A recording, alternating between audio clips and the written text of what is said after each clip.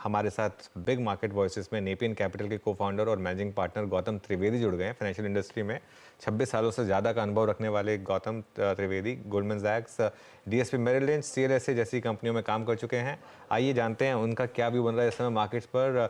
Gautam ji, good morning. I don't know अगर आप मेरी वो कॉन्वर्सेशन सुन रहे थे जूनिपर होटल की मैनेजमेंट के साथ, होटल्स पर आपका इस समय क्या व्यू है, क्योंकि इस सेक्टर ने बहुत पैसा बना के दिया है कोविड के बाद से। मुझे लगता है कि ये होटल सेक्टर और आपके जो सवाल भी थे वो एक्चुअली परफेक्ट थे। मैं परसों अयोध्या गया था राम मंदिर के दर्शन के लिए, और मुझे लगता है वहाँ की जो पोटेंशियल है, जो आपने सवाल पूछा जूनिपर होटल्स को कि आप अयोध्या में होटल खोल रहे हैं कि नहीं।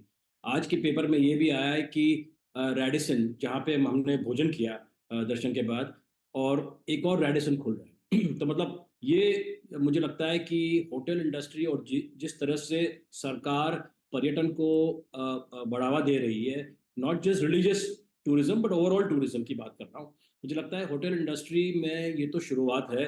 जिस तरह से हमने देखा है कि होटल रेट्स बढ़ रहे हैं। आप इंडियन होटल्स के रिजल्ट्स ही देखो, जो पिछले क्वार्टर के रिजल्ट्स है, रेवेन्यूज आप 23%, एवरेज रूम रेट जो आप बोल रहे हैं 40%, 40% बढ़ गया है, और ऑक्यूपेंसी 70%। मतलब this is the kind of और ये इंडिया की सबसे बड़ी होटल कंपनी है, लेकिन इसका इफेक्ट आई एम श्योर दूसरी होटलों को भी मिलता होगा, और I am personally very positive on the sector. Okay, बिल्कुल। तो खैर ये बात हो गई होटल्स की। होटल्स में अच्छा पैसा बना है।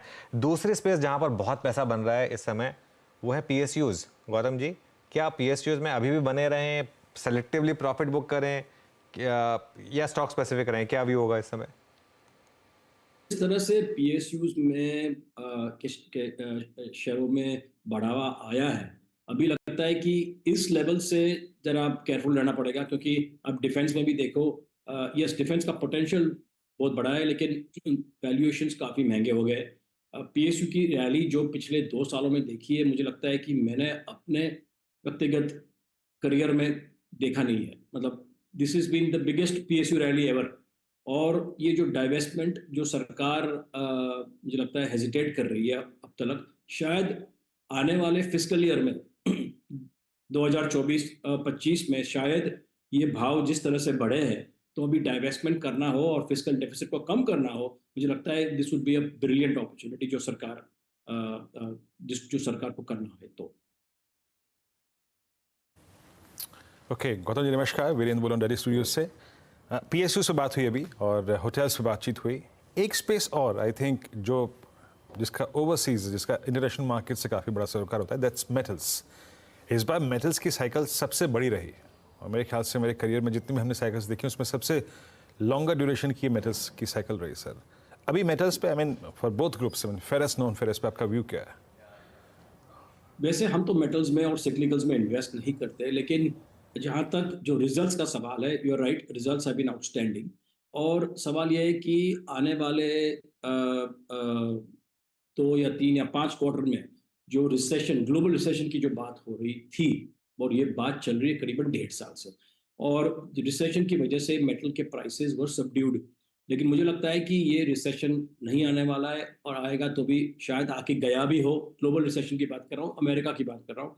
और जिस तरह से रिवाइवल वहाँ दिख रहा है, जिस तरह से इकोनॉमी वहाँ चल रही है, प्लस इंडिया की जो बात कर रहा हूँ, China of course is the big confusing factor, whether economy अभी बॉटम में है या और वापस रिवाइव होगी कि नहीं।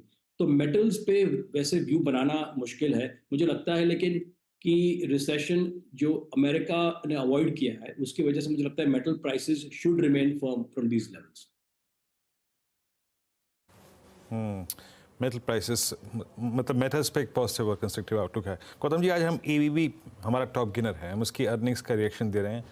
इस बार कैपिटल गुड्स में आप जिस जिसकी अर्निंग्स को देखिए, चाहे वो कमिंस की अर्निंग्स हो, चाहे वो एलएनटी की अर्निंग्स हो, आप जरा क्वार्टरली बेसिस पे इनके ऑर्डर इनटेक को देखिए, जो इनकी ऑर्डर बुक बढ़ रही है। I mean wild percentage hikes हैं सर।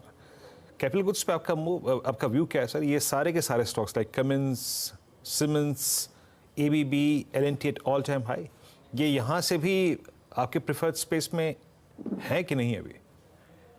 देखिए, ये एक और क्षेत्र है जो करीबन 7-8 सालों से, मतलब उसमें कोई बढ़ावा नहीं आया था, रेवेन्यू नहीं थे, और थिंग्स वर क्वाइट क्वाइट। लेकिन अब आप देखिए कि जो प्राइवेट सेक्टर कैपेक्स की जो बात करें, आउटसाइड ऑफ द टॉप करीबन 7 से 8 इंडस्ट्रियल ग्रुप्स जो इंडिया में हैं, उसके अलावा बाकी का कॉर्पोरेट इंडिया में प्राइवेट सेक्टर कैपेक्स कम कम है। उसकी वजह से पूरा जो प्राइवेट सेक्टर का कैप जो जो ओवरऑल कैपेक्स है, उसका burden is falling on the shoulder of the government. तो आप देखिए कि पिछले साल मतलब FY 24 की बात कर रहा हूँ, अभी FY 25 में बजट में भी सरकार ने FY 25 के लिए 11% बढ़ावा दिया है in terms of overall capex.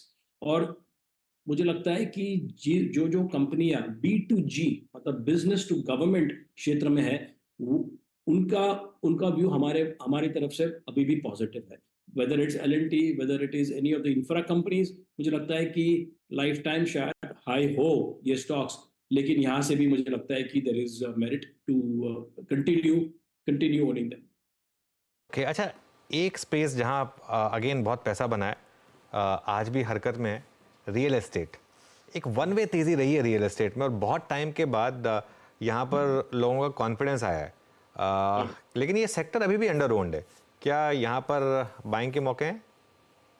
मुझे लगता है कि यहाँ पे भी अभी भी बाइंग के मौके हैं, लेकिन आपकी बात सही है। वैसे देखने जाए तो हर एक सेक्टर, हर एक स्टॉक जो मतलब वो सेक्टर का जो फेवरेट्स है, हर एक मतलब stocks are very expensive from a P perspective. EBITDA भी देख लीजिए, तो सब तरह से हर एक मैट्रिक पे तो महंगे है ही। लेकिन मुझे लगता है कि रियल एस्टेट एक ऐसा सेक्टर है जहाँ पे करीबन 8 सालों तक डिप्रेशन था और माल बिक नहीं रहा था। लेकिन आज की तारीख में आप देखिए, बम्बई हो, बेंगलोर हो, दिल्ली NCR हो, लखनऊ हो, सब जगह पे रियल एस्टेट का डिमांड बढ़ गया है।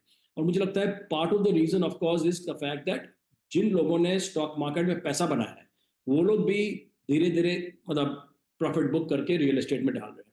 सो मुझे लगता है कि ये सेक्टर आने वाले कई सालों तक अच्छा रहेगा। शेयर प्राइसेस तो बढ़ गए हैं, लेकिन ये तो एज आई सेड, हर एक सेक्टर में हर एक कंपनी के शेयर प्राइसेस बढ़ गए हैं। और आप सिर्फ L&T की बात नहीं कर रहे हो, लेकिन काफ़ी स्टॉक्स अभी ओवरऑल लाइफ टाइम हाइस पे चल रहे हैं। बिल्कुल। अच्छा, एक फाइनल सवाल देन, अब HDFC बैंक की वो कॉल अटेंड की थी क्या आपने, और हाँ, या आपकी टीम ने, और क्या व्यू बन रहा है अब? मुझे लगता है कि और ये स्टॉक हम लोग हमारे पोर्टफोलियो में था, हमने बेच दिया करीबन कुछ हफ्ते पहले। और हमारा ये व्यू है कि एक तो ये कॉल जो हुआ, मुझे लगता है उसका टाइमिंग सही था, क्योंकि जिस तरह से स्टॉक में गिरावट आई थी, मैनेजमेंट और CEO जगदीशन ने सही समय पर काफ़ी क्लैरिफिकेशंस दिए। लेकिन फिर भी हमें लगता है कि ये स्टॉक को यहाँ से बढ़ने में कुछ और वक्त लगेगा। जितनी भी बातें जो जगदीशन ने की है, मुझे लगता है कि आने वाले 2 या 3 क्वार्टर तक इन्वेस्टर्स और मार्केट विल ऑब्जर्व कि ये जो आप बोल रहे हो रहा है कि नहीं हो रहा है। इसकी वजह से मुझे लगता है कि यहाँ से शायद बड़ा बड़ा पैसा ना बने HDFC बैंक में, स्टेडी शायद बने, लेकिन हमें कुछ जल्दी नहीं है to get back into the stock. Okay, Gautam ji, चलिए बहुत बहुत शुक्रिया आज हमारे साथ जुड़ने के लिए। एज यूजुअल अच्छा लगा आपसे बात करके।